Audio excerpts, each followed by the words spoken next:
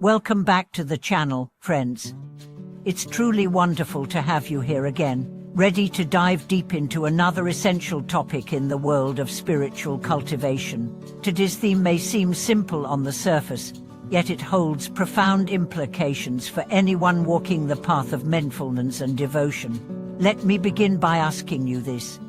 In the chaos of modern life, with all its distractions and responsibilities, how can we truly and sincerely chant the name of the Buddha?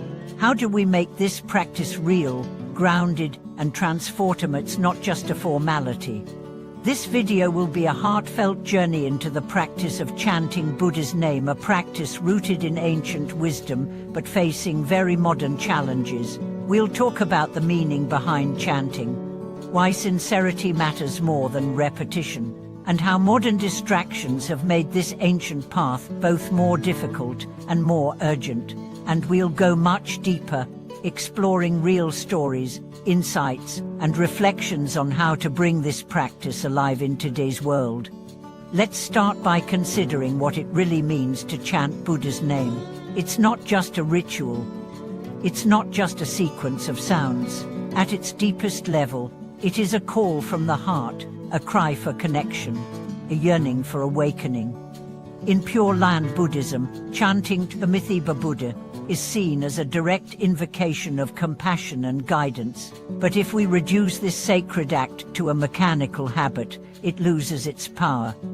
In the past, devotees lived simple lives, often in quiet rural areas or monastic settings. There were fewer distractions. The mind had space to rest. But today, we live in cities that never sleep. Our phones buzz every few minutes. Our schedules are filled with endless tasks. Even when we sit down to chant, our minds may be somewhere else, thinking about emails, worrying about deadlines, or replaying yesterday's conversations. This is the modern challenge. How do we return to the heart of practice amid so much noise? Let's take the story of a man named Adrian. He started chanting during a difficult period in his life. His business had collapsed, his marriage was falling apart, and he was struggling with depression. A friend suggested chanting. Skeptical but desperate, he began.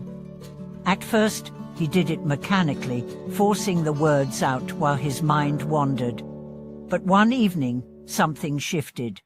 In the quiet of his room, after a long day, he whispered the Buddha's name, not from duty, but from pain, from longing, from a place of surrender. And in that moment, he felt something. Not fireworks or visions, just a deep stillness, a presence, a sense that he was not alone. That night marked a turning point. Adrian began chanting with sincerity, not perfection. He stopped worrying about how many repetitions he completed. Instead, he focused on the feeling behind each word. Some days, he could only chant a few times. Other days, he lost himself in hours of devotion. The key was honesty.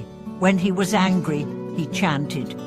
When he was sad, he chanted. When she was grateful, he chanted. The practice became his anchor. This kind of sincerity is what makes chanting transformative.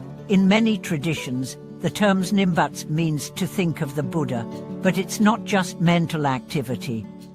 It's about bringing the Buddha into your awareness, to your breath, your heartbeat.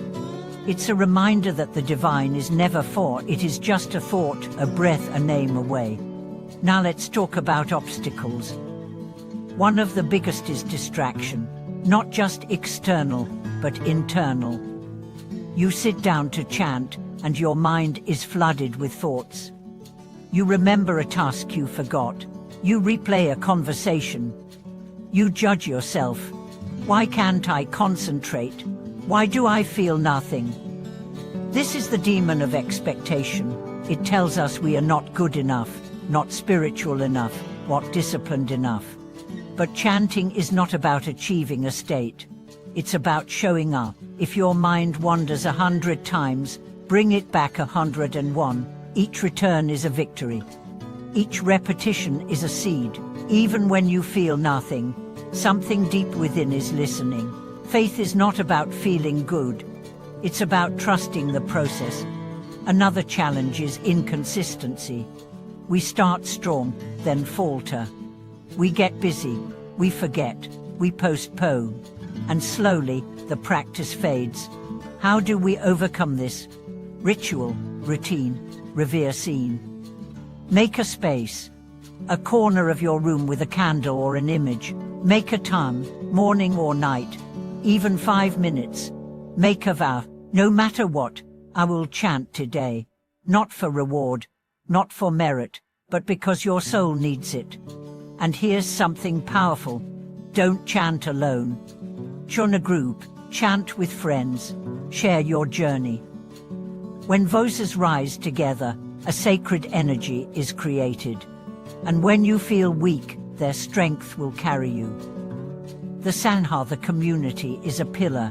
In times of doubt, it will remind you why you started.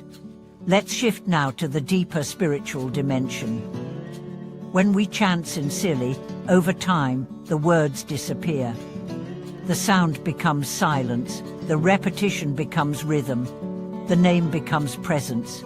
This is not just poetic, it's real. Practitioners report moments where time dissolves, the self fades, and what remains is peace, pure, luminous peace. This is the heart of chanting, not to escape life, but to enter it fully, with eyes wide open and heart wide awake. A woman named Eliza once shared her journey. She was a single mother working 2 jobs, exhausted, overwhelmed.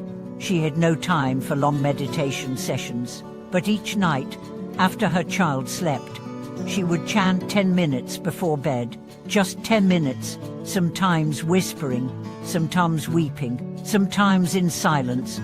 Over the years, those minutes became her sanctuary. She found strength she didn't know she had. She faced challenges with grace, not because chanting removed her problems, but because it deepened her resilience. This is the secret power of practice. It doesn't make life easier, it makes you stronger. It doesn't silence the storm, it gives you a center from which to face it. And the name of the Buddha, chanted with sincerity, is that center. It is the doorway to a dimension beyond fear, beyond doubt, beyond death. In today's world, we need this more than ever. We need anchors, we need stillness. We need practices that connect us to something eternal in a world that changes every moment. Chanting Buddha's name is not outdated, it is timeless.